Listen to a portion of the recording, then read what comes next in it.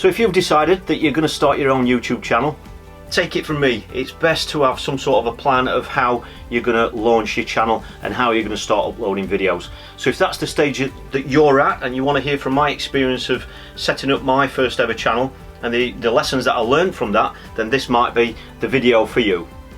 Well, one of the most important things that you need to think about when you're launching a channel is why are you doing it and what is your target. Now if you're using it just as a platform to upload videos, then that's fine. Away you go, and I'm sure you'll thoroughly enjoy it. It's really easy to do. It's once you know, it literally only takes a few minutes to learn how to upload the videos. It can be really enjoyable, and it's great to see so many people sharing their experiences. However, if the reason for you designing and wanting to launch your channel is because you want to turn it into some form of a business, if you want to generate some sort of an income, then you really need to think about what type of channel you're going to be launching, and you really need to think about how you're going to actually be designing it and what the end result will be. Okay, so just be realistic. Okay, it's one of those things that if you want a channel to be large and successful, then it is going to take time, it's going to take effort, and in some cases it can take money as well. So just be really realistic, because if you're not realistic about it, you're going to find out in several months time or a couple of years time that the channel's not going where you wanted it to, and that could be because you weren't able to devote, you know, time and resources to it in order to take it where you wanted it to be. So just be realistic about it and stick to a schedule that is realistic for you and your lifestyle. Well, the next thing you need to think about is how you are actually going to get there. Now, lots of people start YouTube because they want to generate some sort of income. Okay, so that might be from AdSense, which is just through the money generated through viewers who watch your monetized videos. You could be using it as a shop window to advertise your services, your goods, your products. So that's a great way of using YouTube as well. And there are several other different ways that you can actually use YouTube to generate money, and I'll cover all those in a future video. But just be very clear about how you want to earn that extra bit of income, because that will ultimately decide and determine how you're going to design your channel right from the outset. Now the next thing you really need to think about is designing the content accordingly. Okay, now for me, I quickly found that my viewers really enjoyed videos that were giving them some sort of a value. They were more education type videos. Now there are videos out there that are entertaining. It just depends on the kind of niche that you're going to get involved in and what kind of videos you're going to be uploading. Now the education field is a very interesting one, and that was the way that I was able to grow my business. And what I used to do was to release a lot of free content out there on YouTube for everyone to see. But you might do that on a broad topic. So if you upload an educational video covering quite in a shallow way a broad topic, you can then also offer more drilled down, more in-depth content for members of a crowdfunding page that you might have. Okay, now if you don't know what crowdfunding is, then I will cover that in a future video. For me, I used Patreon. Now Patreon is just a great way of providing a membership channel for paid members on different tiers, where they pay a monthly income, where they get access to videos that are more exclusive and don't get uploaded to YouTube. So if that's the kind of avenue that you're thinking of going down, then just think about the content that you're going to be releasing early on in your channel, because some of the educational content you are uploading, it might be content that really would be best saved for the more in-depth videos in a year or 2 years time. Okay, so just think about what avenue you're going to be going down. Okay, because you might make mistakes early on, and you know, mistakes that you'll regret in 2 years time, when that could be exclusive content, because it's such good content. Yes, it would have helped grow your channel from the early stages, but once it's out there to the public masses, you can't then release it under a private exclusive video label. Okay, so just think about how you plan to use YouTube to generate some sort of an income. Monetizing your channel is very important for most people. You know, if you're uploading videos and you know it is time consuming, we all enjoy doing it, but if you're spending quite a long time on certain videos, and some videos you can spend hours and hours and hours on depending on what kind of content it is, then at the end of every month, if you could receive a nice little amount of money from Google, a nice little deposit into your bank account, then obviously that's going to make this journey and the process a lot more enjoyable. And if, like me, the money that I generated through AdSense, I just put straight back into the channel, so that enable me to go out and upgrade my cameras, buy better lighting equipment, you know, better software, hardware, depending on what it is. And so that just helped my channel to grow even more. But monetizing your channel can be, you know, there's so many different ways that you can do it, and I wouldn't advise doing it too soon. You know, if you start trying to monetize your channel too early on, it can really interfere with the growth of your channel, and it just kind of, it sends out a mixed signal to your community while you're still trying to grow it. So what I would suggest, I didn't do anything until I had 10,000 subscribers. So as soon as I got to 10,000 subscribers, I'd got an established community, an established subscriber base there. They knew me, I knew a lot of them as well, they knew what to expect, and by that stage I'd already spent thousands and thousands of hours producing free content that could go out to the masses on YouTube. So when I integrated the Patreon page, for example, you know, an extra option for people to get even more videos each month that were a little bit more in-depth, I had to keep my end of the bargain, which was I would still produce one video every week on YouTube, which was free obviously for anyone to watch. So that was my way of still continually thanking my loyal subscribers that I had at the time.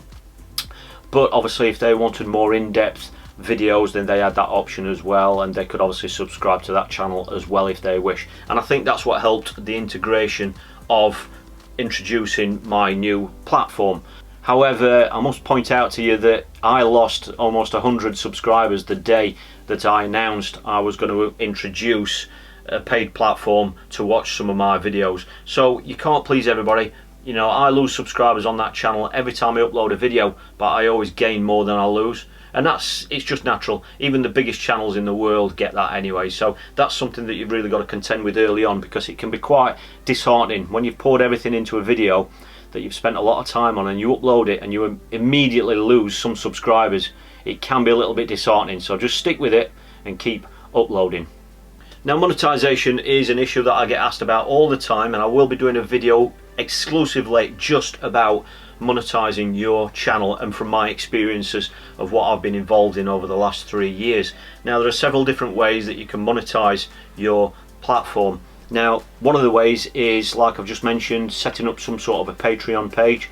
It's a paid membership. It's just something extra over and above what you're already delivering on YouTube, and you might find that you'll get a nice hardcore audience there that renew their subscriptions every month, and that's a really nice niche way of building a community, because they renew every month.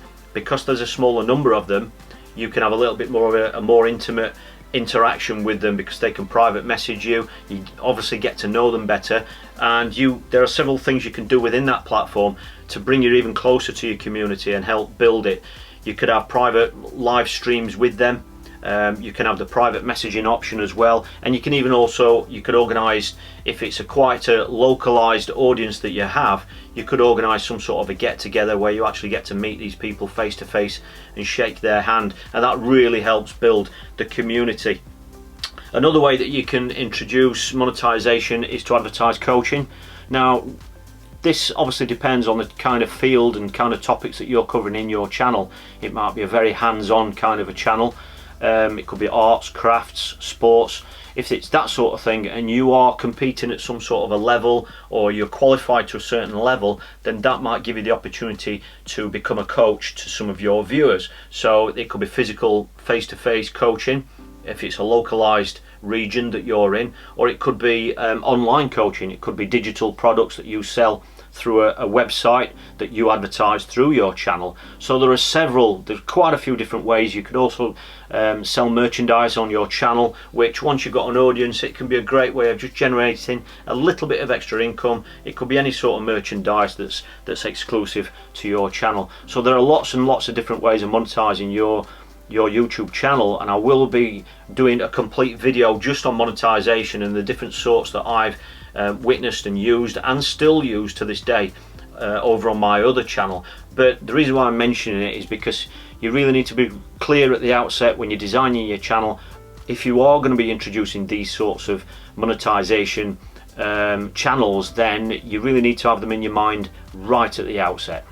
If you are going to start looking at sales channels, so if you are going to start thinking about, or eventually think about, selling merchandise, you might be selling or wanting to sell digital products. They could be coaching courses, digital coaching courses. If that is all going to be in your long-term goal at some stage, then if you have got a little bit of downtime, start learning how to design your own website. For me, I mainly use one-on-one Ionos website, where you design the website yourself. Really super easy to use, really easy to use. And all I did several months before I planned on setting up a website, I actually logged onto that onto their website. I registered a domain. You can select your domain there for whatever name channel you want to give it, or whatever name website you want to give it. And then I had several weeks then to just kind of, every time I had 10 or 15 minutes, just have a play around with it within the website environment, so that when my launch date or I was ready to go, all the website was designed. I'd started importing pictures and everything. Because if you're going to be selling digital products especially, and merchandise, obviously it's much better to do it through some sort of a website, because it's going to cut down on your time, money and effort. Because, you know, if you're selling merchandise and products where they've just got to email you, and you might be doing it through PayPal, it can be very time consuming.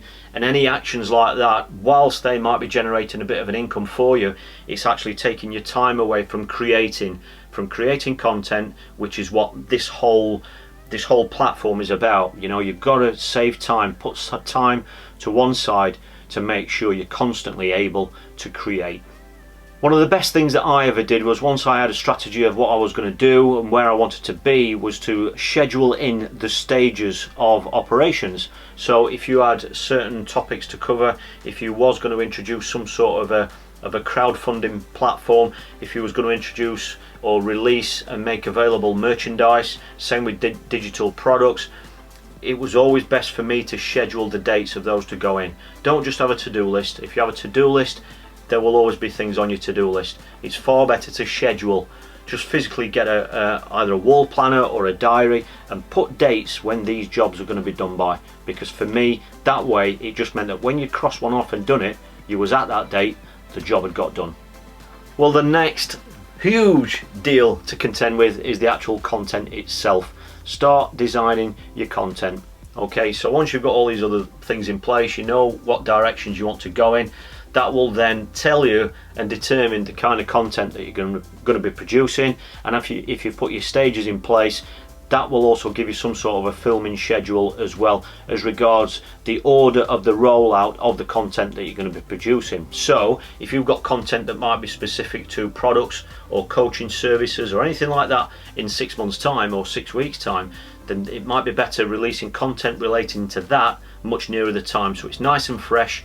When the viewer watches the video, you can also then give any sort of a link that's direct to a website that is live right then. Because if you start talking about things too soon, in 6 months time, people are probably going to have forgotten about what they watched 6 months ago. And because there's no direct link there straight away for them to look at while they're still fresh watching the video, then you might find that you're going to lose sales, and you're going to lose quite a bit of interaction there as well. So just think about the stages that you've got coming up. And also design content that might be very on trend at the time of filming and uploading. Okay, so within your field, there might be certain things that are trending, that are really popular at that specific time. Then they might be the topics that you want to cover initially, because you know they're popular, you know they're getting searched for on the internet, and you know they're getting viewed. So it might just help give your channel a quick head start. And then the final thing is to come up with some sort of a schedule for your actual uploads. Now, the best bit of advice I can give you right here and now is take your time in launching the channel. You can set the channel up and all that sort of thing, but try not to race into uploading loads of videos. Okay, say for example you've taken a little bit of time out, and I highly recommend this, take some time out to film videos in block if you can do that. You know, if you plan a filming day, for example, depending on the content, depending on the location, you might be able to film 2 or 3 or 4 videos in one day. Okay, and if you can do that, if you're like me, then you know, I'll give you first-hand advice from my experience, and that was by far the best way to do it. Because then, you know, everything's set up. You know, everything's set up for filming. You can do all that in one day, and then you can just go away and in 1 session or 2 sessions or 3 sessions edit those videos in your own time. And what that's going to give you then is 3 or 4 videos in front. So if you are uploading videos once a week, for example, then straight away, if you can get 4 done straight away, then that is 1 month covered. That'll take the pressure off you, and you know that if you do have 2 or 3 bad days, or a couple of days where you have to be at work or things like that, you're not constantly putting pressure on yourself to upload, because you know you've got some already saved in the bank, and next week and the week after's video is already there and taken care of. There are some incredible YouTube channels out there, some massive businesses designed around them as well, but this is what worked for me. Okay, I designed this process and strategy based on the 2 years without a process or strategy of just my experience on YouTube, and then this ultimately is what changed my channel and grew it from 5,000 subscribers to 15,000 subscribers, which ultimately allowed me and put me in a position where I could quit my full-time job. I hope you found some of this interesting. I hope it's of use to you. If it is, please give this video a thumbs up, and please consider subscribing to be on board with this channel, to watch it grow and hear more about some of these strategies that in more depth that I used and put in place to grow my channel. So thanks for watching, really appreciate it, and I look forward to seeing you all in the next video.